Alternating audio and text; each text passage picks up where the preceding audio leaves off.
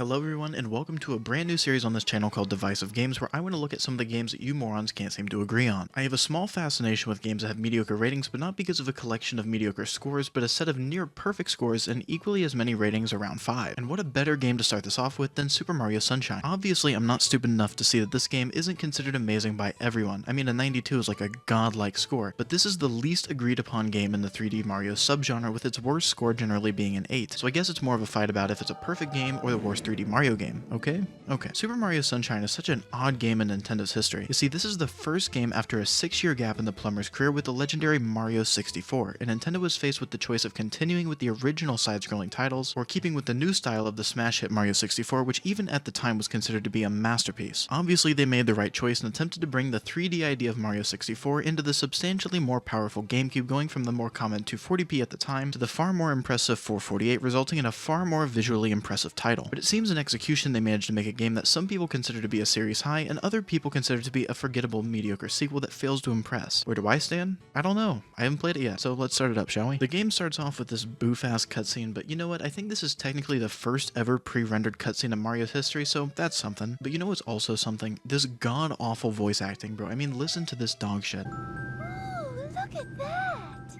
I can't be too harsh because this is the first Mario game, but What's this icky paint-like goop? Jesus fucking Christ. Okay, you know what though? We get our hands on some gameplay here at the strip, and this is out of the gate goddamn wonderfully looking. All of the game's gimmicks are laid out in front of you right here. There's this paint laid out across a bunch of the map that really just does a tiny bit of damage, but some of them produce these big old coom monsters, and how do we deal with them? The game's defining feature, Flood, the overglorified hose canonically made by EGAD from Luigi's Mansion. Flood has two default modes, the squirt nozzle, Kick your mind out of the gutter, and the hover nozzle. The squirt nozzle is primarily used for offense and is used exactly how it looks. Holding down the R trigger makes Mario stand still and aim, but using the other R trigger allows him to run and use it at the same time. The hover nozzle though is godlike and makes this game what it is. Holding down the R trigger while jumping allows you to activate this and effectively double your jumping distance and increasing your verticality for a short amount of time. This is something I advise you all play on your own to experience and understand, because there's no amount of words I can use to exactly make you get how nice this feels to use in conjunction with Mario's other moves. But let's get to the story here. There's a Mario doppelganger running around spreading all this paint and ink that sapped the life out of the entire vacation island called Isle Delfino. The island residents called Pianta seem to think that Mario did it, leading to Mario being arrested. Now unfortunately there's no Better Call Saul option and Mario gets sentenced to clean up the entire island. Now me personally, if I arrested someone and threw them in jail, I would not let said person keep their sentient water-based weapon system in their cell, but that's just me. But finally we get into the gameplay of our hub world Isle Delfino, and this is magic. The music, the sunlight, the general art direction, this is all wonderful. But before we get any further, I kind of want to talk about how I'm playing this. I'm a huge proponent of legal emulation, if only for the convenience of playing these on my PC, but more importantly for recording purposes. This looks absolutely fantastic and I will never play this game in any other way ever. I'm running some custom HD texture packs I got alongside upscaling the hell out of this game, and this is the definitive way to play this with a few game-breaking glitches aside. So my thoughts on this game might be a little biased here because this looks miles above what the game originally looked like. And while we're on the topic of this video, let's talk about how the rest of it's gonna go. I would bore the fuck out of all of you if I talked in depth about every single mission in this game, and that sort of we go here and do this format is really fucking boring. So what we're gonna do is we're gonna go through every single level and I'll mention my favorite and least favorite shine sprite from each and every one of these. Then we'll talk about the game in a more general sense of what makes it so divisive. So let's hop into it with our first level, Bianco Hills.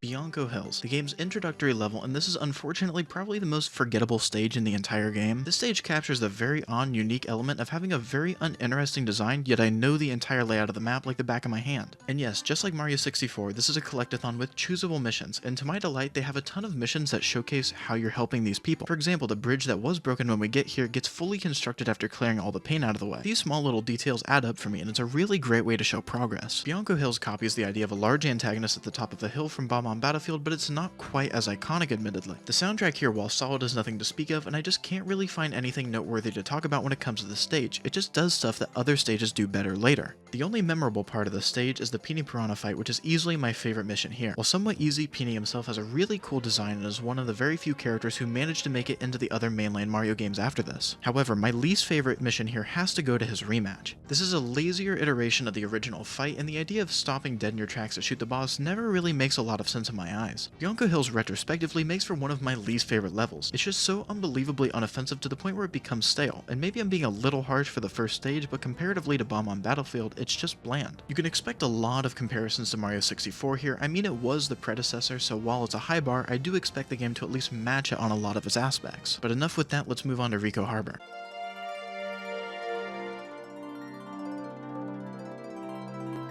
Ricoh Harbor. Such a perfectly opposite stage to Bianco Hills and makes for some really dynamic bits of gameplay. Where Bianco Hills was mostly on land, Ricoh Harbor features a weird jungle gym atop of a giant ocean, making for some really tricky platforming at times. However, the game's laziness became miserably apparent to me during this stage. Boss fights in this game are horribly mediocre and they're reused an unbelievable amount of times. There are 5 fights against the exact same Piranha Plant, 3 fights against this stage's boss, Gooper Blooper. If we count the Shadow Mario encounters, there's 7 repeats of those, 2 fights with Petey Piranha and 2 of Monty Mole. This comes out to a whopping total of 14 reused boss fights out of the total 25. That is a joke. I know the Mario games have never really been known for their boss fights, but the sheer quantity of in this game is annoying as it is, and it's something that's compounded by the absurd number of recycled ones. But enough of that, let's talk my favorite and least favorite here. My favorite spot here is actually super contested between things like the Cage Sprite being a really strict platforming test and also the Blooper surfing race, because who doesn't love a good race? But the best level here easily has to go to the Secret of Ricoh Tower. There are these secret stages in each level where Shadow Mario takes Flood from us, and we have to go through these super strict platforming challenges all on our own. To me, this is the game at its absolute finest. While somewhat simple initially, these become a true test of your platforming skill the further into the game you get. And also, I just can't go any further without talking about the game's OST. This game's soundtrack was composed by the legend himself, Koji Kondo, who's behind like half of the legendary Nintendo soundtracks we all know and love. While missing on a few tracks here, this is absolutely excellent at times and one of my favorite OSTs to date. It gives the game the super positive, upbeat, sunny charm that it's known for. But the reason I bring this up now is because the secret stages I brought up have easily my favorite portion of the OST with this acapella rendition of the original Mario theme. All of these things make the secret levels in my eyes probably the best missions in their respective levels, so we're going to make a quick rule addition. I'll generally favor the normal missions here for variety's sake, just so this list is not a compilation of the secret levels. Anyways though, my least favorite mission here has to be the Blooper rematch for the already mentioned repetition.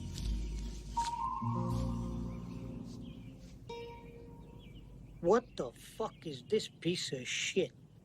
At least some of the other bosses add attacks or at least gimmicks, but here we just have to go through the same tedium with absolutely 0 new attacks or interesting mechanics. Although I do get a kick out of literally dismembering it, Ricoh Harbor might just be my favorite stage in the whole damn game, and it's what sticks out to me when I think about it. I have 0 clue if that's an unpopular take, but there you go. Moving on.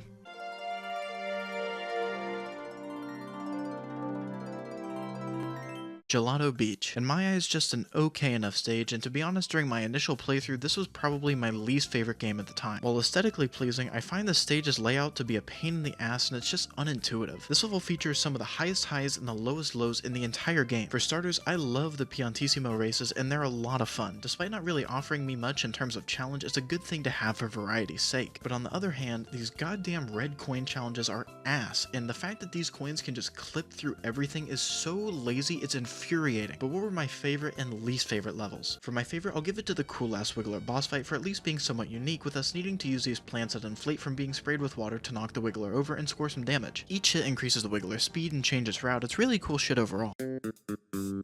For my least favorite though, I'll probably have to give it to the stupid fucking solar panel challenge here, where we have to spray these enemies to the end of the panel and run to the opposite side and ground pound it. The issue for me is how unbelievably unintuitive this is. These little things can gang up on you, making it not just a balancing act in terms of the board, but also trying to make sure these things don't reset and come and get you. It's really fucking annoying. It's not that hard, but it's just annoying. Overall, Gelato Beach serves as just another forgettable level, and I have to admit this is probably my least favorite in the entire game. But all of that changes with the next level in the game, Pina Park.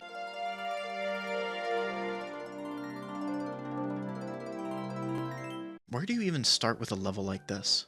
Pina Park has 2 separate elements. One is outside the main park with a few things to do, but the main event here is the giant amusement park on the inside. There's a Ferris wheel, a sort of roller coaster, giant boats. It's a visual spectacle, and it's one of the most entertaining levels to traverse. Almost every single level here is worth a mention just because of how damn memorable they are. From a giant Bowser fight on rails, which is a hell of a way to start off the level, to one of the toughest platforming challenges where we need to climb the back of the Ferris wheel. While generally small in terms of horizontal space, this is probably one of the most reliant levels on its vertical elements, with several tall climbable structures for sprites, blue coins, all that sort of stuff. Overall, I'm sure you can tell I absolutely love this level, and I think it's probably one of my favorites overall, but that's not to say I don't have my gripes with it. But to start with my favorite level here, it's gotta go to the Mecha Bowser encounter. It's just so goddamn cool. I don't remember it being this easy or disorienting, but it's still amazing regardless. I find the thrill of high speeds and rockets to be a recipe for success here, and I mean, for God's sakes, it's a Mecha Bowser boss fight, man. How much more could you possibly need? And on top of that, we get a little lore drop about Shadow Mario being Bowser's son, Bowser Jr. in his debut game. Bowser Jr. here apparently thinks Peach is his mother, which single-handedly inspired the Peach is a cheater theory. Moving on here though, my least favorite level has to be this Wilted Flower Shrine. There's really nothing bad about it, but there's really no outright bad levels here at all anyway. There are these apparently harmful turtles that we need to brutally kill to save the flowers. It's repetitive and piss easy, but it's so quick you barely notice it anyway. Overall, this stage is fucking fantastic. If every single stage in the game held to this quality, I think this would unanimously be the best Mario game of all time, and it's borderline unforgettable with the amount of different and unique missions.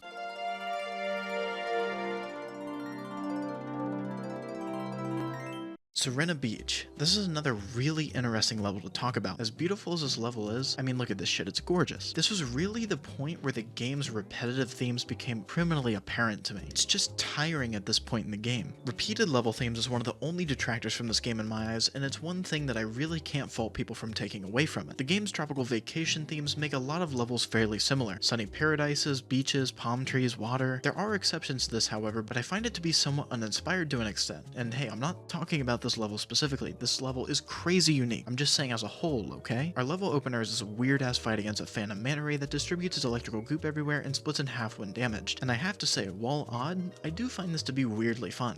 Overall with this game, I'm finding that while I have my gripes sometimes, I find that the positive shit tends to stick out to me far more in a retrospective manner. Maybe that's because the bad shit's really goddamn forgettable, but more importantly, I think that this game has really high highs. Serena Beach for the most part takes place in the haunted Hotel Delfino and features the game's biggest indoor environment, and it certainly has its pros and cons. On one hand, I have to say the camera does not play nice with you, and remembering where the hell everything is can suck at times. But also, in a lot of ways, I think they made it work and they use it to its fullest extent. But let's get into my favorite shine sprite here, and this is the easiest decision I have ever made in my entire life, and it's King Boo. It's not even close. The fight takes place on a giant roulette table, and to make everything better, King Boo makes you gamble with him with his giant slot machines. It's really cool, and I really like the slots. For some reason though, the big ghost hates spicy peppers, living up to his pasty white nature, making him vulnerable to a death by fruit. My least favorite shine sprite in this mansion though is this mission where we have to do this gambling with these slot machines, and this is the worst. Why, Nintendo? Why would you make the slot machines stop working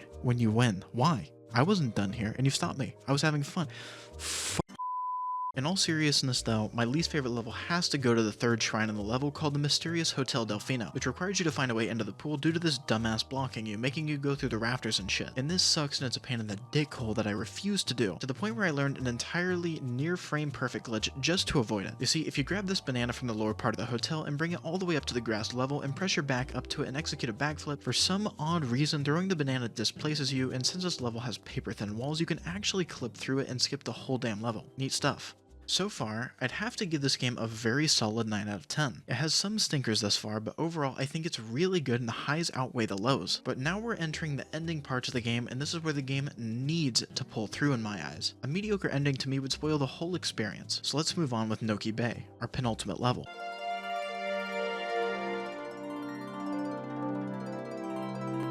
Noki Bay is a very interesting level featuring one of the most vertical designs in the game out of the levels, and I really don't know how to feel about it as a whole. On one hand, I can really appreciate the level's aesthetic with the purple water making for a very supernatural looking environment. However, its extremes in verticality make it a pain in the ass to traverse a lot of time, and missing one jump is so punishing, it doesn't even feel fair at some points. This stage takes quite a lot of time before it gets good, with the first half just being sort of mediocre. But one thing I have to give it credit for is having a constantly changing environments with our goals having clear positive effects on the environment. Our initial goal is to clear the water that's been contaminated by unknown causes, so we just do the things and it helps eventually. So it was the best and the worst. Well, the best was definitely the eel boss fight, because as I've stated, I really respect the super unique and interesting fights like this one where the eel has been exposed for having some really fucked up teeth, and we have a boss fight where the objective is to clean his teeth and be a dentist. This is fucking awesome. The game even takes time to make Flood tell you on multiple occasions to take care of your teeth. I mean, good job, Nintendo. I also have to give Nintendo some credit for making an underwater boss fight that isn't complete and total dog shit all things considered, which, I mean, how many games can say that? The main factor that can take you out is really just your oxygen levels and not really the eel, so as long as you're not a dumbass, this just really makes for a really eely memorable moment.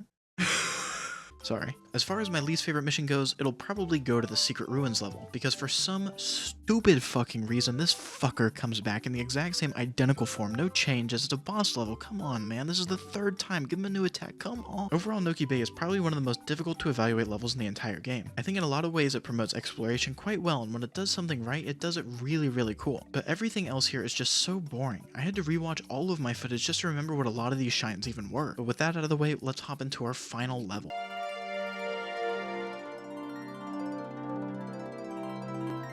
Pianta Village. Where do I even start on this one? This level opens up hot, with us having the super interesting stage of us needing to get these pet chain chomps into a pool of water and hopefully they're not dead here, oh my god. This level is really cool though. The chain chomps rebound off of walls, allowing for some crazy shots to be possible, and it's cool as hell. This is another level where it really just feels like a collection of really cool, weird ideas that people just threw at the wall, and most of it sticks, I'm not gonna lie. Some of these are so goofy that I can't help but smile playing through it, like this giant-ass chain chomp that refuses to take a bath, so we just need to drag it. It's so random. This is also, to my knowledge, the only level in the game to feature a stage where flood's taken away from us that isn't a secret stage, making us traverse along these areas with presumably lava without the ability to deal with it. And I have no idea if I did this right, but I shortcut the hell out of the level by manipulating the water splashing here. So let's talk the highs and lows. In my eyes, the best shine sprite here is by far the giant chain chomp, and I just think it's so cool. The little heat mechanic is unique, but I also love the fact that you can manipulate the AI to do 90% of the work for you just going towards the bath. As far as the worst goes, I have to say the level Secret Shine is admittedly one of the worst in the game. First off, we have to go through this entire song and dance of finding a Yoshi Age, getting in its fruit before we can even get down there. Then the challenge is this dumbass thing where we need to position ourselves well to get thrown and hope to god that the physics engine likes you. Considering all the other super interesting tests of your skill that the previous secrets had, it's just such a disappointment this far into the game. And while entirely disappointing, at least it's somewhat short, but it still warrants the title of the worst shine here.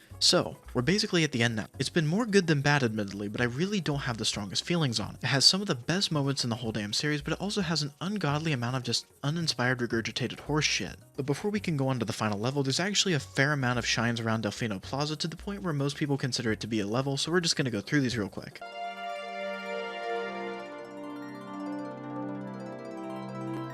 For the best shrine here, it's gotta go to absolutely fucking nothing. There isn't a single goddamn shrine here that I enjoyed getting, and these fucking suck. So instead, we're gonna be going over the two worst shrines. For the absolute worst, it's no doubt whatsoever Lily Pad on the Poison River. I had heard the tales about this stage, and I was dreading it before I even got to it, and it's worse than anyone says. This is fucking terrible gameplay, combining every issue the game has into one masterfully crafted torture method in the form of a red coin challenge. Why does the lily pad control so terribly? I don't fucking know. Why is this so goddamn painfully long? I don't fucking know. Why does the game put you on a timer? I don't know. Why can't you stop and go back? You get the idea. This is fucking awful. I can't stand it, but it's only slightly worse than the second worst level, Pachinko. Don't we all love when platforming challenges are changed in their zero platforming and it's half timing and half praying the collision gods like you? Whoever okayed this in R&D has some sort of mental damage. I mean, there isn't even a good idea here, and Nintendo's lost all of their red coin challenge privileges here for me. But it's time for our final level, which prepares us for our showdown with the big ass turtle and his son, called Corona Mountain, which aged perfectly.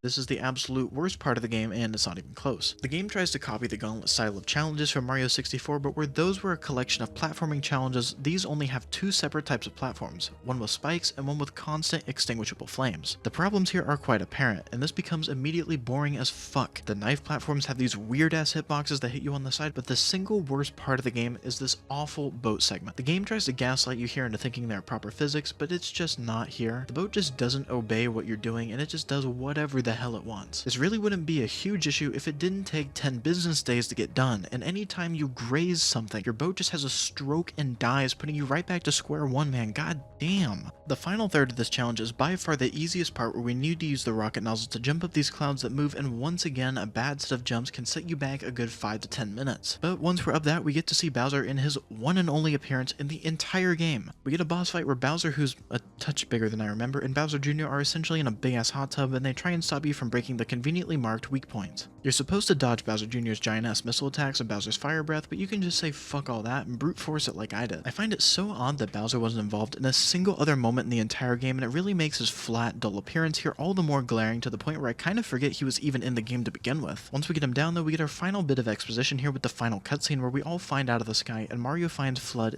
dead, straight out making for a sentimental moment. Meanwhile, Bowser confesses to Bowser Jr. that Peach actually isn't his mother, which he doesn't really seem to care about, and vows to fight Mario in the future, allowing some potential character development in the sequels. The game ends though with Mario and Peach getting ready for their vacation, and oh, Flood's okay then? Why the hell did you bother with a death scene then? Come on. Then we get thrown back in for any completionist desires, and I know this is gonna piss everyone off, but I have zero fucking desire to 100% this game in the slightest. Why? Well, I'd have to do so much backtracking to the older stages to the point where it would just be head spinning. I have absolutely zero problem with the fact that I need to do a little bit of backtracking, but to find a grand total of 240 blue coins hidden in different stages, fuck that. So after all that, where do I stand on the game as a whole? Well, admittedly, I'm a little bit torn. On one hand, I do have to mention that the game ends on a horribly mediocre note that left a sour taste in my mouth. And while sometimes I think the game creates an amazing, creative, and challenging experience, it also goofs up a ton, making these forgettable, boring levels and stages. I also feel like this game gives you every incentive not to complete it, something I never felt with Mario 64, which I completed with a smile on my face. There are fewer levels here in general, and the themes they have are extremely limited and predictable. Almost any and all vehicle segments are as cancer to deal with, and I can't even bother to rant about it. But overall, I think this game is in fact amazing. When the game does something right, I'd argue it's at a series high, and if every single level kept to the same quality, this would be a unanimous 100%. But it isn't, and back to the debate at the beginning of the video. I do in fact think that this is the worst out of the 3D Mario titles, and I fall more towards the side of this being a lesser game compared to Mario 64 and Galaxy, which to be fair, is a ridiculous set of expectations. But regardless, it just quite doesn't live up to those two games. Well everyone, thank you for sticking with me through this amazing title, and I have to say, I certainly enjoyed this more than those dogshit horror games. I'm hoping to keep this series going for a little while and rotate this with some other videos on the channel, and I got a few more ideas sitting around, but if you have any games you think are super decisive, let me know in the comments. And also on the topic of comments, let me know what you think of this game. Let me know if you think it's the worst or the best of the 3D Mario titles, I'm curious. But for now, you all know the deal. Any support's amazing, but no one can force it, and I will see you all in the next one.